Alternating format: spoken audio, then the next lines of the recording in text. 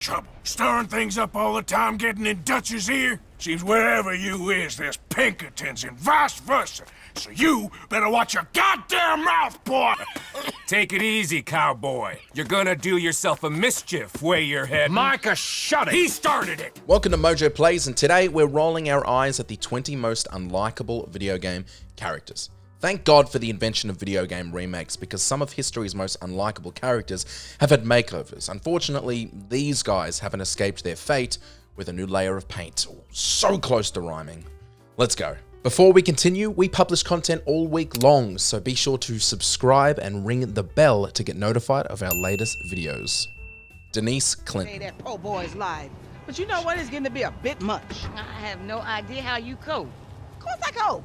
I'm a woman. Ain't that the truth? But girl, I done all that I can do.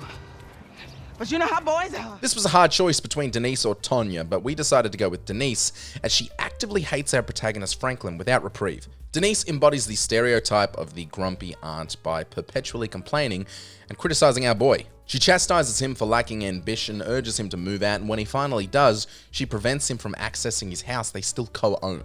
Her cringy spirit walks and hosting a feminist club can certainly be irritating for anyone living with her, but when she takes this out into the streets to disrupt the neighbor's peace, our eyes roll aggressively. She's spirit walking this shit now, man. That's just her attempts to... Hey, don't be talking about your auntie, man. She cool as a motherfucker, man. Come on. Dog. While the dog in Duck Hunt effectively served its role by retrieving hunted game and flushing it out of the bushes, it had one irritating flaw. It mockingly laughed at the shooter for missing any of his 3 bullets. The piercing laugh sound was salt in the wound of already being annoying, and the inability to put a bullet in him for laughing was some lemon juice on top. This dog is a piece of garbage, and he made me age about 10 years. In dog years, shut up.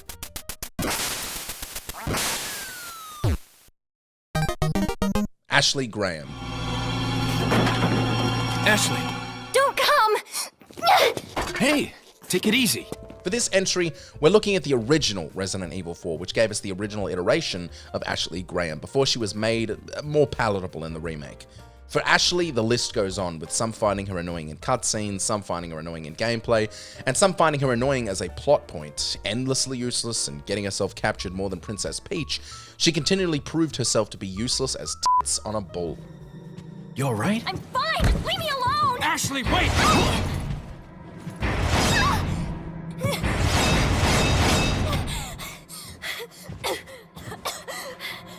Frey. Not helping. One of our latest entries comes in the form of the infamous Frey in Forspoken, who can come across as annoying due to her constant sarcasm and snarky remarks, which often feel overdone. Her impulsive behavior and reluctance to take the situation seriously can be grating, especially in dire moments. Additionally, her frequent internal monologues and commentary can disrupt the pacing of the game, distracting from the immersion. While her character is meant to be relatable and humorous, the heavy reliance on quips and attitude can make her feel one-dimensional. She gives off serious, "What's up, fellow kids?" energy, and it's not endearing. Yeah. Chloe Price. So what do you want? I hope you check the perimeter, as my step-ass would say. Now, let's talk business. I got nothing for you. Wrong. You got hella cash. That's my family, not me. Oh, boo-hoo, poor little rich kid. Many fans of Life is Strange appreciate Chloe Price and relate to her character, hoping to see her develop positively. However, her actions often make her difficult for most players to like. Chloe frequently shifts the blame for her problems onto others, including her deceased father, and lashes out at Max for issues beyond their control. Whenever Max tries to express disagreement, even when warranted, Chloe resorts to guilt-tripping and manipulation, making Max feel like a terrible friend until she concedes to Chloe's wishes. She is an unshakable and unmovable character, which wears thin slowly over time, resulting in an annoying character. Unlike you, she would have told me, okay? Something happened to her. I believe you. I'm just trying to get all deductive. Before Rachel left, she said she met somebody who changed her life. Paimon. We, did bring it with us. It's just... It's a little... In Genshin Impact, the official mascot character Paimon accompanies the mostly silent protagonist, often voicing their thoughts for other characters. Some characters, like Daxter and Jak and Daxter, take on this burden and handle it well. However, in Genshin Impact, Paimon derails the plot rather than enhancing it, as she tends to add unnecessary details. Additionally, her English voiceover is notably high-pitched and shrill, which many fans find difficult to listen to. Sometimes you just want to say, shut up, but there's no button for that. Father. It's really you? After all this time? Yes. It's true. In Fallout 4, the player spends the entire game trying to find their long-lost son. Expecting your son to still be a young boy, we learn that because we were thawed at different times coming out of cryosleep, our son Sean is now an older man in his 60s, and like many older men in their 60s, he's stubborn in his views and unmoving in his convictions. Essentially representing the enemy, it's incredibly frustrating to be spoken down to by our own son. The dynamic between our character and his child is annoying beyond repair, and his empathy is basically non-existent. He just plain sucks, which is tough when we were expecting our sweet kid. Your mother. She never got to see you grow up? Yes. What happened to her was... I've gone over the records of the incident, of course. It seems her death was an unfortunate bit of collateral damage. The Calypso Twins. Taking what's ours. See, the monsters don't protect the power of the vaults. They are the power of the vaults. And now it's all mine. Hey! Save any for the parasite? Gah.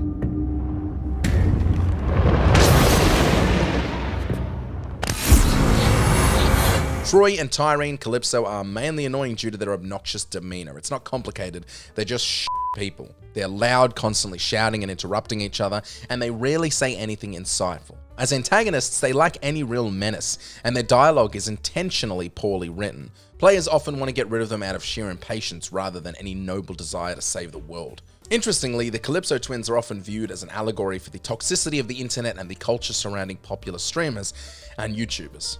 Thank God I'm not popular.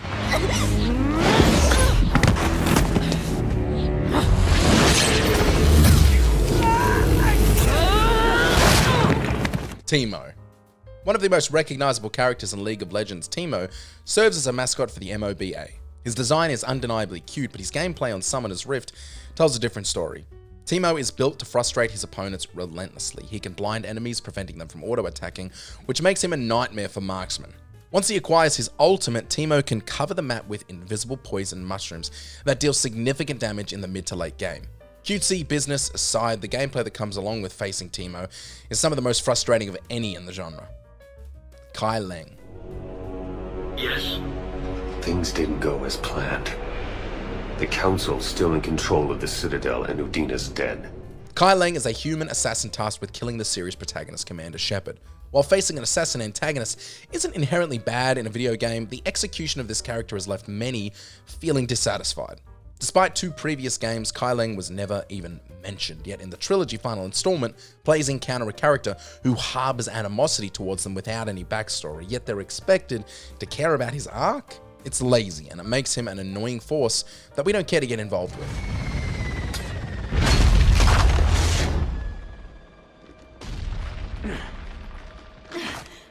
Shepard! P3. Holy shit. Where did all these monsters come from? A mere hypothesis. Ever wanted a character to constantly shred through a game's atmosphere with volume and bravado? No? Well, maybe don't play Atomic Heart, because P3's relentless quips will take you out of the experience faster than a knife fight in a phone booth. Additionally, his frequent interruptions during intense moments can diminish tension, leading to annoyance. P3's tendency to downplay serious situations with humor can come off as inconsiderate, making it challenging to take him seriously as a protagonist. Duke Nukem didn't survive the modern gaming landscape. What makes you think you could, P3? I've seen that stuff before. It's cryogenic, right? Indeed it is. Mr. Resetti.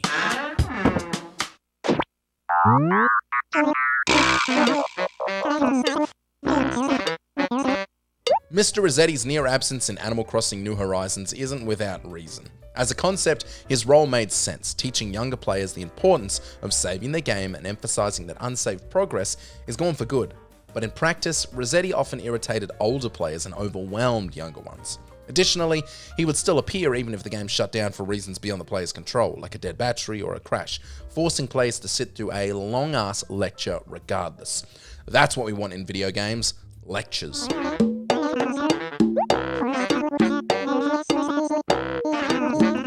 Slippy. Although Star Fox characters are now arguably more recognizable for their appearances in Super Smash Bros. Rather than their own games, those unfamiliar with the original titles miss out on a great rail shooting action game.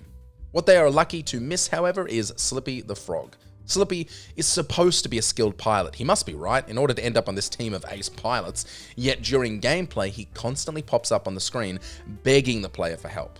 His dialogue is repetitive, and you can only hear someone screaming the same "help me" line so many times before you want to make some frog legs for dinner. Adoring fan. By Azura, it's the Grand Champion!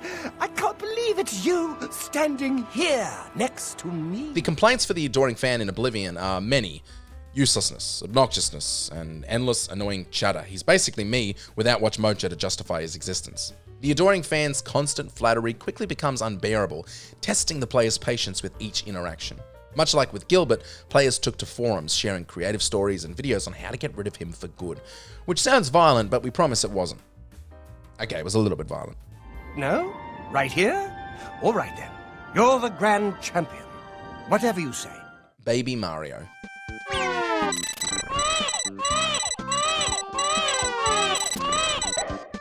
The concept of Yoshi's Island is undeniably charming. Baby Mario rides on Yoshi's back as Yoshi tries to reunite him with his brother Luigi. However, issues arise whenever the two are separated. No gamer alive has been able to shake the sounds of Baby Mario from their nightmares since 1995. When Yoshi and Mario part ways, Baby Mario cries incessantly until they're reunited. This mechanic served its purpose by encouraging players to bring them back together quickly, and boy howdy does it work, because the cries are f***ing annoying.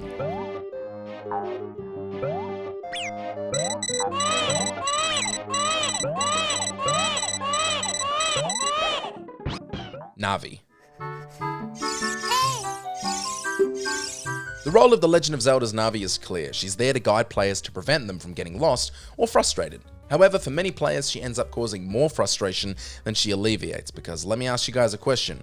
When I said the name NaVi, did her infamous line instantly pop into your head? Yes? Or are you a liar? Hey, listen! No! Piss off! Frank Tenpenny. I'll take that, Hernandez. Hey, that's my paper, man. That's money. This is drug money. My money, man. Hey, don't worry about it. I'll fill it out later. In the context of Grand Theft Auto San Andreas, Tenpenny is the perfect antagonist, but it's these reasons that make him annoying. Evil, brutal, and utterly ruthless, Officer Tenpenny lacks any redeeming qualities. When he appears in a mission, it's never good news, and the rewards you get for helping him are basically non-existent, which makes the work very frustrating. Right from the start of the game, he reveals his true nature, making players despise him almost instantly. He treats CJ like dirt, manipulates him, and relishes showing off his sadistic power. Tenpenny is a cloud that constantly rains on your parade. Time to dig, Carl. Abby Anderson. Hey. Hey. What were you dreaming about? Was I talking? You're doing your teeth grinding thing. Annoying may be too light a word for some players, but this list couldn't be made without mentioning Abby, because her annoyance, whether permanent or temporary, affected every player. The reason is straightforward. Abby killed one of the most beloved, revered, and iconic characters in gaming history, and she did it with premeditation, displaying a level of cruelty and savagery that players were forced to witness in agonizing detail. The annoyance comes from Naughty Dog's decision to make us step into Abby's shoes, and more importantly, understand her motivations. Surprisingly, her reasons turned out to be largely justifiable. Regardless, we were all annoyed to spend so long as her, even if that annoyance ice started to thaw as we learned more about her. What? He may fall for your little act with these kids, but I don't. There's nothing to fall for. Isaac's top scar killer suddenly had a change of heart. Annabella. I'm sorry. Good day to you, Mother.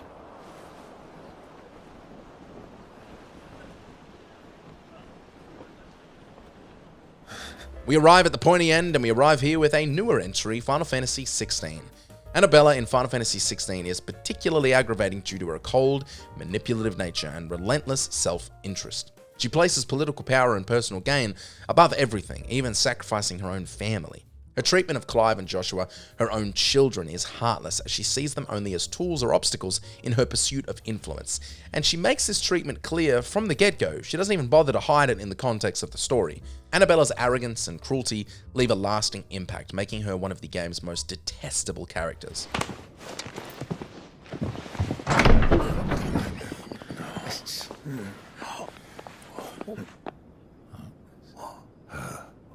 Is that the Emperor's?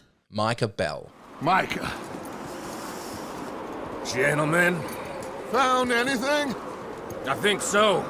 Found a little homestead down that way. Okay. Anyone home? Sure. Place is blazing with light and noise.